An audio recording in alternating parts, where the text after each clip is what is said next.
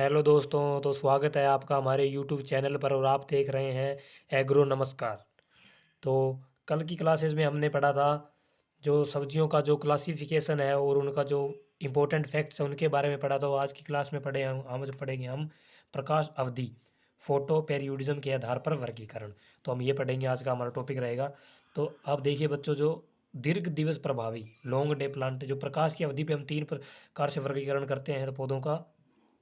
तो इसमें जो पहला है वो है दीर्घ दिवस प्रभावी, जो है लॉन्ग डे प्लांट है, जो मुख्यतः सर्दियों में उगाई जाती है। जो ये सर रवि की फसलें हो जाएगी, जैसे कि गेहूँ, जौ, चना, मटर, सरसों, प्याज, लहसुन, फूल गोभी, पत्ता गोभी, गाजर। और इसमें जो अपवाद रहेगा, अपवाद वो रहेगा इसमें चुकंदर का,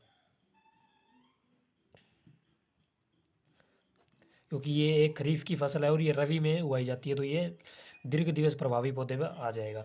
और फिर आता है लघु दिवस प्रभावी शॉर्ट डे प्लांट, ये इसको एचडीपी कहेंगे अपने। तो ये जैसे खरीफ वर्षा ऋतु में उगाई जाती है, तो खरीफ की फसलें हो जाएगी जैसे धान, बाजरा, ज्वार। और इसका जो अपवाद रहेगा वो रहेगा शकरकंद। तो इसका ये अपवाद है, ये रवि की फसल है और ये खरीफ में उगाई जाती है। ठीक है। फिर ये दिवस निष्प्रभावी, जो डे न्यूट्रल, जो किसी भी ऋतु में उगाए जा सकते हैं। जो देखिए, पुष्पन पर प्रकाश का कोई प्रभाव नहीं पड़ता, इसलिए इन सब्जियों की बुआई वर्ष में कभी भी की जा सकती है, जैसे टमाटर, बैंगन, मिर्च, भिंडी, चौड़ाई, ककड़ी, खीरा आदि। आपने देखा होगा भी, ये किसी भी नर्सरी में या फिर किसी भी बीज खाद वाली दुकान पे इजीली प्राप्त हो जाते हैं, मतलब हर सीजन में। और फिर एक और रहेगा फिर ये देखिए एक लिंगाश्रयी सब्जियां, डाइसियस। तो ये देखिए इसमें क्या होगा, जो बेल होएगी, बेल वाले पौधे पे देखिए आप, नर व मादा पुष्प अलग अलग पौधे पर स्थित होते हैं। जैसे कि ये दो टमाटर के पौधे हैं, तो अब इस पे जैसे इस पे नर पुष्प है और इस पे ये मादा पुष्प है, तो ये अलग अलग पौधे पे है, तो ये होगा एक लिंगाश्रयी। और जब देखिए नर व मादा पुष्प अलग अलग पौधे पर स्थित होते हैं, जैसे परवल, चुकंदर, पालक। और फिर आए द्विलिंग सब्जियां, तो जैसे मोनोसियस। तो नर एवं मादा पुष्प एक ही पौधे पर स्थित होते हैं, जैसे कुकुरबिटेसी। कुकुरबिटेसी मतलब जो कद्दू वर्गीय सब्जियां हैं, जैसे चौलाई और कसावा हो गया। कद्दू वर्गीय में जैसे कद्दू की बेल लीजिए, कद्दू में जैसे नर और जो मादा पुष्प है वो एक ही बेल पर मिल जाते हैं। तो ये चौलाई, कसावा इत्यादि। तो ये अपना ये टॉपिक ये क्लियर होता है। और जो अगला ये टॉपिक रहेगा, ये अपना परागण के आधार पर सब्जियों का वर्गीकरण। तो परागण के आधार पर जो पर परागित, जो क्रॉस पोलिनेशन, जैसे चौलाई हो गया, पत्ता गोभी, फूल गोभी, गाजर। तो ये देखिए भाइयों, परागण के आधार पर सब्जियों का वर्गीकरण करना है तो पर परागित यानी क्रॉस पोलिनेटेड है जो चौलाई, पत्ता गोभी, फूल गोभी, गाजर जैसे। और लौकी हो जाएगा, खीरा, कुकुरबिटस, कुकुरबिटेसी सारे हो जाएंगे, खरबूज, तरबूज, प्याज। और ये मूली, टिंडा, पालक, शकरकंद इत्यादि। और जो सब परागित बात करते हैं, जो सब स्वयं परागित हो जाते हैं, सेल्फ पोलिनेटेड, ये तो जैसे पर परागित तो कोई इनको करवाना पड़ता है। और जैसे ही किसी के कोई कीट के माध्यम से होंगे। और जो ये हैं, ये स्वपरागित यानी सेल्फ पोलिनेटेड सब्जियां हैं, जो ये टमाटर, सलाद, ये जो स्वयं ही हो जाती है, मटर, चवड़ा, सेम इत्यादि। और ये बहुधा पर परागित ऑफ्टन क्रॉस पोलिनेटेड सब्जियां, तो इसमें मिर्च, बैंगन, भिंडी आदि हो जाएगी। तो ये जो अगला टॉपिक देखिए, लवण सहनशीलता के आधार पर सब्जियों व फलों का वर्गीकरण। तो ये देखिए, जो कम लवण सहनशील होएगी वो होएगी आलू, जमीकंद, मूली, मटर, बैंगन। और जो फलों की बात करें तो नाशपाती, बादाम और सेब। तो ये कम सहनशील है, मतलब ये जो कम लवण सहनशील है, इनको लवण बहुत मतलब कम मात्रा में। और मध्यम, जो इनमें मीडियम लेवल में लवण की आवश्यकता होती है वो है मिर्च, टमाटर, प्याज, गोभी वर्गीय। गोभी वर्गीय सब्जियां, ये इनको जो ज़्यादा लवण की आवश्यकता नहीं होती। और जो फलों में बात करें तो अंजीर, संतरा, नींबू, आम, अंगूर। और जो अधिक लवण सहनशील में आएगी तो वो पालक, चुकंदर और लौकी। ये तो तीनों आपको इंपॉर्टेंट याद रखनी है, क्योंकि ये तीनों में क्वेश्चन आए हुए हैं एक बारी। खजूर, और जो फलों में बात करें तो खजूर, बेर, अनार, आंवला, केर, अमरूद। तो एक बार फिर से देखते हैं, कम लवण सहनशील, संवेदनशील, या फिर इसको कम लवण सहनशील भी कह सकते हैं, संवेदनशील भी कह सकते हैं। तो जैसे आलू, जमीकंद, मूली, मटर, बैंगन। फलों में बात करें तो ये तो सब्जी है और ये है फल, आलू, जमीकंद, मूली, मटर, बैंगन। और फलों में नाशपाती, बादाम, सेब। और मध्यम लवण सहनशील है तो मिर्च, टमाटर, प्याज, गोभी वर्गीय है। और जो फल हैं वो अंजीर, संतरा, नींबू, आम, अंगूर। और अधिक लवण सहनशील में पालक, चुकंदर, लौकी। और फल है जो खजूर, बेर, अनार, आंवला, केर, अमरूद। तो ये टॉपिक भी हमारा क्लियर होता है। साथ साथ में नोट्स बनाते चले। तो ऋतुओं के आधार पर सब्जियों का वर्गीकरण। तो ऋतुओं के आधार पर आपने पता है 3 प्रकार की ऋतु होती है। एक तो होती है खरीफ, एक होती है रबी, एक होती है जायद। खरीफ की फसल ये वर्षा ऋतु जून जुलाई में उगाई जाती है। उदाहरण बैंगन, टमाटर, लौकी, गवार, लोबिया, सेम, करेला, अरबी, भिंडी, शकरकंद, मिर्च, कद्दू, पेठा, टिंडा आदि। तो ये देखिए,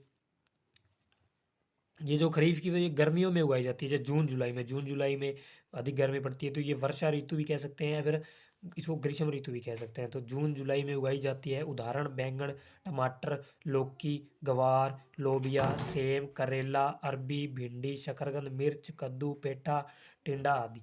तो रवि जो शीत ऋतु की फसलें हैं, अक्टूबर नवंबर के प्रारंभ होने पर बुआई की जाती है। उदाहरण आलू, टमाटर, मटर, फूलगोभी, पत्ता गोभी, प्याज, लहसुन, गाजर, मूली, शलगम, चुकंदर, बैंगन आदि। तो जैसे ये देखिए दोबारा से, शीत ऋतु जो अपने सर्दियों की ऋतु होती है, उसमें जो अक्टूबर नवंबर के प्रारंभ होने पर बुआई की जाती है। उदाहरण आलू, टमाटर, मटर, फूलगोभी, पत्ता गोभी, प्याज, लहसुन, गाजर, मूली, शलगम और चुकंदर और बैंगन आदि। ठीक है। और ये जायद ऋतु की, तो ये जायद ऋतु में देखिए आप, ये ग्रीष्म ऋतु प्रारंभ होने से पहले बोई जाती है। जो गर्मी की ऋतु से प्रारंभ होने पहले बोई जाती है फरवरी मार्च में, तथा ग्रीष्म ऋतु में तुड़ाई की जाती है। उदाहरण लौकी, तरबूज, खरबूज इत्यादि। कुकुरबिटेसी सारे इसमें आ जाएंगे। तो ये बने। और सब्जियों के जो वर्गीकरण में जो अगला टॉपिक है वो सब्जियों की खेती के प्रकार है, टाइप ऑफ वेजिटेबल कल्टीवेशन। तो देखिए, सब्जियों के उगाने के उद्देश्य, उगाने की विधि, साधन सामग्री, जलवायु प्रबंधन एवं विपणन। विपणन मतलब भंडारण सुविधा के आधार पर 7 भागों में बांटी गई है। तो पहले देखिए जो 7 भागों में विभाजित किया गया है, इन सब के आधार पर ये आधार है। तो गृह वाटिका, किचन गार्डनिंग तो आपने देखी होगी, जो मतलब जो घरेलू उपयोग के लिए, जो घरेलू उपयोग के लिए जो सब्जियां उगाई जाती है, जो हाथों हाथ किचन में यूज की जाती है। और व्यवसाय स्तर, ये व्यवसाय स्तर पर की जाए तो ये व्यवसाय स्तर पर 2 प्रकार की होती है। जो मार्केट गार्डनिंग, जो सब्जी सुबह सुबह तोड़ के मार्केट में भेजी जाती है। और जो ट्रक गार्डनिंग, जो दूरस्थ स्थानों के लिए, ये दूरस्थ स्थानों के लिए होती है, जो दूर बाजारों में भेजी जाती है। उसे कच्ची अवस्था में सब्जी को तोड़ा जाता है, और इसमें आधी पकी हुई, अर्ध पकी हुई अवस्था में, और जो गृह वाटिका इसमें फुल पकी अवस्था में। और एक जो सब्जी उगाने का उद्देश्य होता है वो बीज उत्पादन भी होता है, सीड प्रोडक्शन हेतु भी सब्जियां उगाई जाती है। और संसाधन प्रोसेसिंग के लिए भी उगाई, जैसे कि सब्जियों का जूस बनाना है, और जो भी इनका प्रबंधन करना है, उसे संसाधन प्रोसेसिंग के लिए। और बेमौसम ऑफ सीजन की सब्जियों की खेती भी उगाई जा सकती है। तैरते हुए फ्लोटिंग सब्जी उद्यान भी बहुत राज्य भारत में विकसित हो रहे हैं। प्रदर्शनी हेतु सब्जियों की खेती, जो प्रदर्शनी मतलब जो किसी इवेंट में या फिर किसी प्रतियोगिता में दिखाने के लिए। ट्रक गार्डनिंग, तो ये देखिए यहाँ पर देखिए आप, ट्रक गार्डनिंग के बारे में बताया गया है।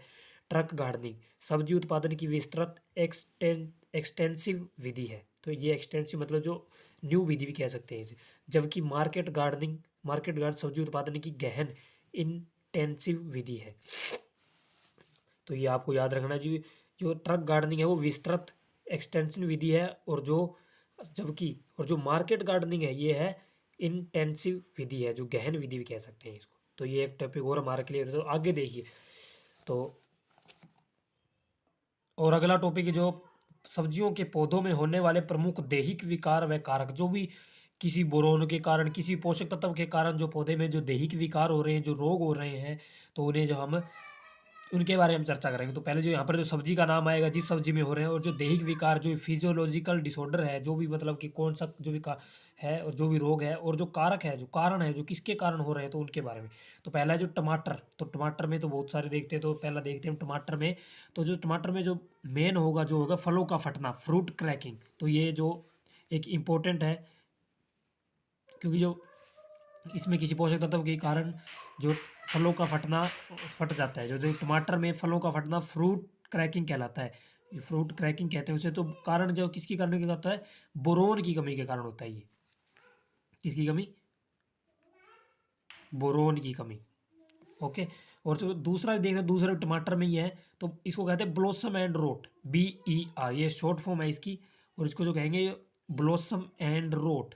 तो इसमें जो देखिए ये कैल्शियम की कमी के कारण होता है, इसमें जो धब्बे बढ़ जाते हैं उसके ऊपर, फल के ऊपर, तो ये कैल्शियम की कमी के कारण होता है। और जो फूल गोभी में ये इंपॉर्टेंट चलेगा, मैं आपको इंपॉर्टेंट भी साथ साथ बताता रहूँगा। फूल गोभी में बटनिंग, ये बटनिंग, जैसे बटन, फूल जो मतलब पूरा नहीं खिलता, बटन जैसा मतलब छोटे छोटे भागों में बट जाता है, तो बटनिंग नाइट्रोजन की कमी के कारण, जो बटनिंग है वो नाइट्रोजन की कमी के कारण होगा। और जो फूल गोभी में एक जो इंपॉर्टेंट रोग है वो है व्हीप्टल, व्हीप्टल जो मोलिब्लेडनम की कमी के कारण होता है, ये है मोलिब्लेडनम की कमी के कारण।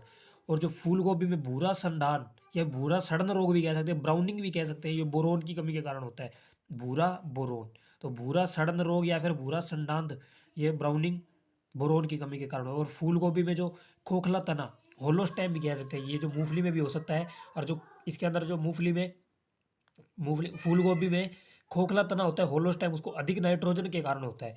तो ये देखो फूल गोभी में वटनिंग होएगा तो ये नाइट्रोजन की कमी के कारण होएगा। और जो फूल गोभी में खोखला तना, होलोस्टेम हो कह सकते हैं जिसको, होलोस्टेम, ये होलोस्टेम अधिक नाइट्रोजन के कारण होता है। और जो गाजर में अगर देखें तो फोर्किंग, गाजर में फोर्किंग है, जो कठोर मृदा सतह का होना, जो जब मृदा फुल तरह से नरम नहीं है पूरी तरह से, और जो कठोर है, तो उसमें रोग कौन सा हो जाएगा, फोर्किंग हो जाएगा, जिससे वो आगे जो गाजर है वो छोटी हो जाएगी, ग्रोथ नहीं करेगी आगे, कठोर धरती के कारण, कठोर भूमि सतह के कारण। तो फोर्किंग, कठोर मृदा सतह का होना। अब आगे देखिए चुकंदर का, चुकंदर में होता है हर्ट रोग, हर्ट रोट। तो ब्राउन हियर्ट, ये भूरा रोग भी भूरा दिल भी कह सकते हैं इसको, तो बोरोन की कमी के कारण। जो भूरा रोग होगा वो हमेशा बोरोन की कमी से ही होगा ज़्यादातर। और आलू में हरापन, ग्रीनिंग, सूर्य की किरणों के संपर्क में आने से। जब आलू, आपको पता है आलू धरती में लगता है, जब जब वो उसके संपर्क जब सूर्य की किरणों से होता है, तो वो उसका जो उसमें जो हरापन, ग्रीनिंग हो जाती है आलू में। तो आलू में ब्लैक हर्ट, ब्लैक हियर्ट ऑक्सीजन की कमी के कारण होता है। आलू में होलोस्टेम, नाइट्रोजन की अधिकता के कारण होता है, होलोस्टैम है जो नाइट्रोजन की अधिकता के कारण। और आलू में चिलिंग इंजूरी, जो चिलिंग इंजूरी कहते हैं, जैसे चिलिंग मतलब जो वो एकदम पकते समय जो भी उसमें जो क्षति होती है, उसके तो कम तापमान पर होता है, वो 0 से 5 डिग्री सेल्सियस, जो अधिक सर्दी के कारण होता है, ठीक है। और खीरा का, फिर आगे देखिए खीरे का पीलो रोग, पीलो रोग, पीलो, तो ये जो देखिए पीलो कैल्शियम की कमी के कारण। और जो मूली का आकासीन रोग है, जो मूली का आसीन, वो बोरोन की कमी से होगा। तो ये हमारा टॉपिक एक और कंप्लीट होता है।